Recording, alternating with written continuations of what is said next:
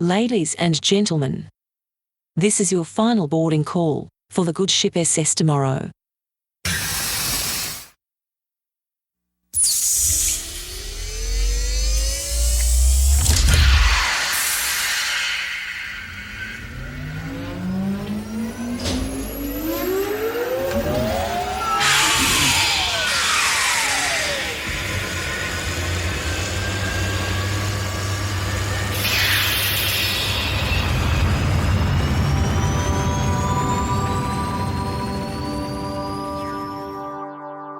Today on The Friendly Futurists, why the walled garden is holding you back.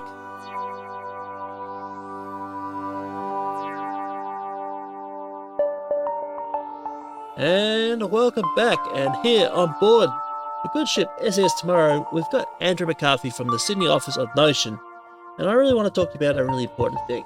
You see, if we were to build the Fediverse, or even the industrial metaverse, we need content and other files to move from one app to the other. In this day and age, we can't do it simply because it's all hiding up behind a paid wall and a walled garden, rather. And this is the mission behind Notion, is to enable this ease of transfer between one to the other And now, just a little disclaimer, there is no commercial interest between myself and Notion. I just really love the product. And Andrew is coming up after the break.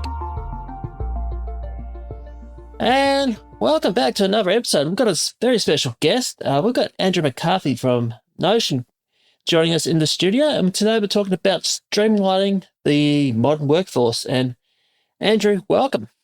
Thanks, Dave. Big fan of the pod. I always love to hear a good fan of the pod. Now, as with all my guests, can you just give us a quick rundown about your journey so far and just start wherever you want to start?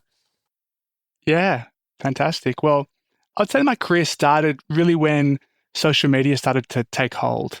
So I was at university when Facebook rolled out, and my first job after university was working for a digital marketing agency and managing Toyota as an account. And so I was fortunate to help set up Toyota's first Twitter and Facebook profiles back in the day. I remember at that stage, I spoke to a friend of mine and they said, if you're interested in like technology, you've got to get to San Francisco. So I actually packed my life, moved to San Francisco, joined an early stage startup, raised some money. The startup ended up failing, was working in the social commerce space, but it was a lot of good learnings and lessons about how to roll startups and how that social economy worked. Returned to Australia shortly after that and helped Demandware, which is an e-commerce platform launched in Australia. That's now Salesforce Commerce Cloud. And then shortly after that was fortunate to be one of the early employees for LinkedIn in Australia and had an 11-year run at LinkedIn, which I'm very grateful for, all the opportunity and the relationships. And then I've always wanted to position myself as someone who's able to bridge Silicon Valley and Australia and Asia Pacific. And it's now fortunate to lead the Notion team here in Sydney, looking after India, Southeast Asia, Australia, and New Zealand. Wow, fantastic. And for those who haven't come across Notion, I actually use it, so I know what it's all about, but can you explain what Notion is and what sort of its position in the market, just to give a more clear indication to the audience? Yeah, thank you, Dave, and thank you for being a user of Notion. We actually have about 100 million users globally right now, and we already have a few million users in Australia, which is mind-blowing for me, considering the Australian professional workforce is just north of 14 million. So Notion is really for builders. It's a place where you can create exactly what you want to build using software. And I think our story is often best told through our customers. And what we're hearing a lot is people are struggling with software sprawl. There's so many apps they need to use each day, different tools and technologies. And they really use Notion to consolidate all of those workflows and knowledge onto one platform. So we have breakout global success stories like OpenAI that do all their internal productivity and knowledge management and workflows on Notion. We have enterprise customers like Toyota that do it, breakout Australian success stories like Linktree and Quilla, and government organisations like Investment New South Wales, all using Notion to really address that challenge, which is we have more software than ever, but often feel less productive. And if we're able to consolidate software onto one platform, one all-in-one platform, we can save time and save money ultimately. Yeah. And it's really come to my next question, I might jump for your head here. Is it really necessary to have all these walled gardens, or can we move towards more of a unified, like sort of like a Fediverse approach where everything's just in one space? It's a really great question. I also think it's an apt question for right now, because we think about the opportunity that AI brings. AI needs to have access to data and the context of the world you work in and the workflows you do to be able to unleash that potential for you or your company. And so I think that right now, there's actually a move towards a more flexible database model where people want to control the data that they're putting into systems, be able to use it and get leverage and value from that. And in a traditional siloed software approach, that's really difficult because you put your information into one point solution and it's difficult to move it to a different point solution. There's competitive factors at play, different incentives about keeping people in the one workflow that they've been purchased for. So I really think that the future is moving towards more of a democratized data model where you're able to leverage your data in different ways. And I think that AI is actually accelerating that because it's a prerequisite that you're able to understand the full context of your work and your knowledge to be able to take advantage of what AI proposes. Yeah, fantastic. And because we're dealing with the ascendancy rather of the generated AI, but how much has the workforce changed in, say, the last 2 or 3 years? Can I take a broader view on this? Because I think it's really interesting. If we think about the workforce in general, Microsoft Word was released, I think, in 1982, and Excel was released shortly after in 1985. And there was a big focus at that point in history of put a PC on every desk and standardize mass market software that was released and used. You look at Microsoft Word today, it feels pretty similar to how it felt probably in the early 90s. And then in the 2000s and 2010s, the equation changed to build new software tools. So it became a lot cheaper and more cost-effective to build software tools. And a lot of companies, a lot of people went after slivers of the Microsoft workflows. Yeah. It's like, we're going to build a better project management tool than Excel and for different teams. And that has, in the last 10 years, created a situation where companies now are finding themselves dealing with tens, if not hundreds, of different apps. And the team are using all those apps to get their work done each day. And some recent Okta reports have talked about the average company uses over 100 different software apps. And if you're an enterprise company with more than 1,500 employees, you could be using over 300 different software apps. And that whole process has really accelerated in the last few years. And it's created a lot more friction and a lot more lack of visibility over how work can be done efficiently in the context of the workplace. And what we're hearing is right now, a lot of, it's an international podcast, but Australians and Southeast Asians and Indians, the area that I focus on, are telling us that they spend 1 to 2 hours per day just searching information. Information is scattered across different tools and no one's sure where to start. Or they're able to find that information and then they have to go to a different tool to execute the workflow. And so I'd say that the biggest thing that's changed the last few years is that people are getting more frustrated with fragmented, siloed knowledge bases and workflows, and they're looking to consolidate that back into a place that is more user-friendly, more valuable, and ultimately can help them achieve their business outcomes. Yeah, it's a very good point, I guess, too, that if it's all in one space or one convenient location, or it's very seamless, then I think I should imagine that should also save a lot of productivity costs at the moment. So I think that should be seen as a benefit for society, if not.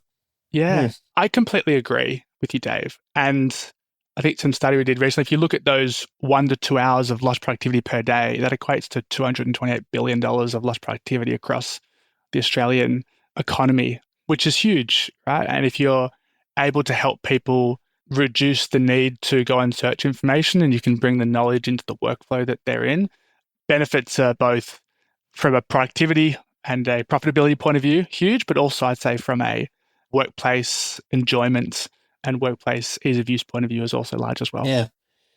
And just building on this, Andrew, how much more workflow can we actually automate? Is there still room for growth, say, for Notion? Yeah, it's a great question. I feel we're at a point in history now where all of the building blocks are being created. So I'm sure most of the people who listen to this podcast are also tech enthusiasts, and they've gone to ChatGPT and written a poem or like asked for advice on a holiday. I think everyone has done that level now. And they probably used the research models to be able to research industries or trends.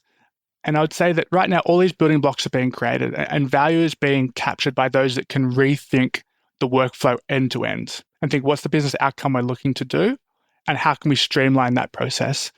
Most of what we do in knowledge work has three core building blocks. There's an element of knowledge, like some knowledge base. There's some intelligence that's implied on top of that knowledge base. And then there's some automation to work that through. And I've seen some examples recently of people removing 90% of the cost to produce videos, for like marketing videos, by just rethinking the process end to end and saying, okay, rather than bring everyone into one room and have to talk about what the creative ideas are, maybe we can use the knowledge base we have and the intelligence there to be able to streamline that process and come at a point where we're able to have a more high level conversation of the value provided to customers and ultimately be able to deliver that business outcome in a more streamlined fashion. Yeah, very interesting. And as this podcast is about the future and yes, and we're on board here, the hypothetical spaceship SS tomorrow, and what would the workforce look like, say, in the 2030s and beyond? So like you, Dave, I share an optimistic view for the future of technology. And I believe that the workforce will be more human in the future. And the reason for this is I don't believe that we were created to sit in rooms looking at screens and move data from one spreadsheet to another spreadsheet. I don't think that's a natural human trait, and it's also not something that people really enjoy doing. But a lot of us for the last 15 years have worked in office environments where a lot of what we've done is just move information around from one spreadsheet to another spreadsheet.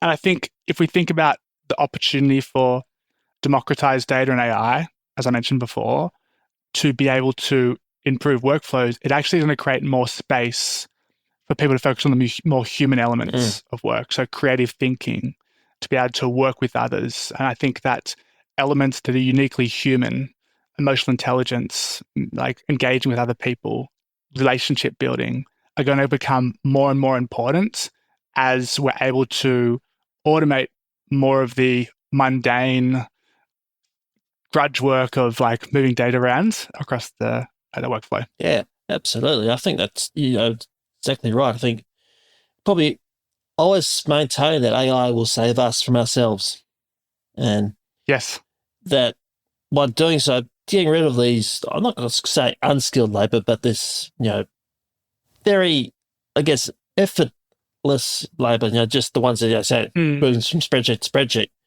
I think it gives us time to improve. Yeah, I absolutely agree. Your soft skills, and I think if we build our soft skills, I think this conversation becomes quite more civilized. And I think it'll be I think this world we're going to enter in, say, 10 years' time, it's going to be a lot more friendlier than we are right now. So I think we're about to turn the corner. I think we are at 2025, actually the birth of the 21st century. And I think it's the world's, I think it's going to be turning to the right way. And I think that's really interesting, Dave. I have 3 young kids. I think about this a lot, like what the future is going to look like for them and also the skills they should develop. And I join you in that optimism, and I'm also pushing and hopeful that we can get that way as well. Yeah.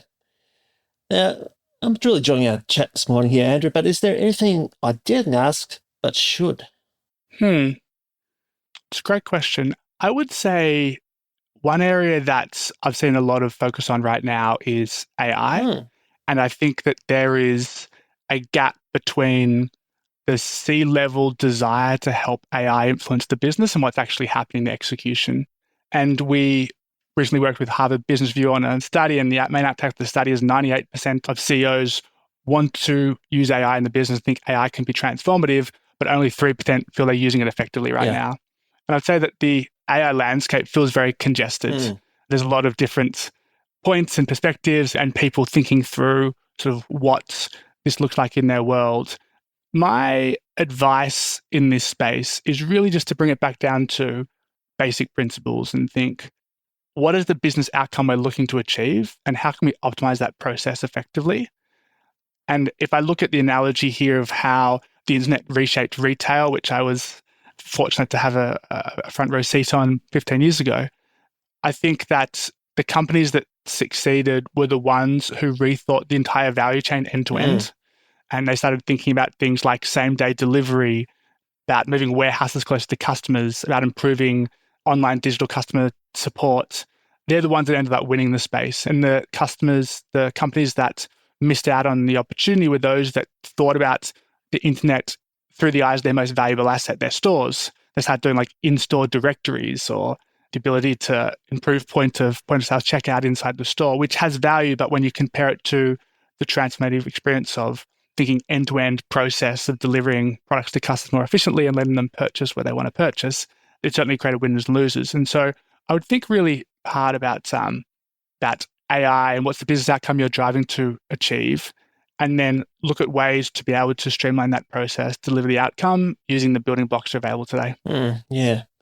Also, somehow, I happen to agree too. I think AI is probably going for a bit of a gimmicky stage. I think some businesses don't necessarily need to have AI built into their app and things like that. I think that will just flatten out and plateau out. And it looked like, I think it's just still in the same pattern as the early internet. And, I think internet crashed around 2000 and came back up and we had social media. I think similar things going to happen with AI. It's very shortly. Yeah. I think that's interesting. Whenever new technology comes on board, there's a lot of dreams and hopes and ideas that get put out. And one of the really sort of simple way you can think about how you can work effectively here is to go, okay, where is the value being captured today? And so things like automating meeting notes, writing assistants, universal search across your organization, those things are proven and working well inside companies today. And thinking how you can leverage those elements to drive your business outcome and think end-to-end with the process is advice that I'm trying to take and advice that we're working with a lot of customers as well. Yeah. All right. Now, finally, before we wrap things up, Andrew, thanks for coming on. Where else can we find you? So I think LinkedIn is a great place. Having worked there for 11 years, it would be remiss of me not to say LinkedIn. So Andrew McCarthy at LinkedIn, send a message. And I always try to get back to everyone who messages me. It sometimes takes me a bit longer than expected, but I try and get back. I really appreciate all the support and opportunity to engage with our customers and users here in the region. Fantastic. And I'll make sure those in the show notes. Andrew, thank you very much for joining us this morning. Thanks, Dave. Appreciate the time. No worries. Thank you very much to Andrew. And continuing this theme of the workplace, next time we've got more of a chat in ethics on AI. Next time here on the Good Ship Episodes Tomorrow. The Friendly Futurist is a podcast West production and is produced and edited by me, Dave Martin. If you love this show, please leave us a 5-star review on your favourite platform. And also, I'm now on Blue Sky. Follow me at The Friendly Futurist. Details are in the show notes. Until next time, friends, remember to stay curious, and the future is user-friendly.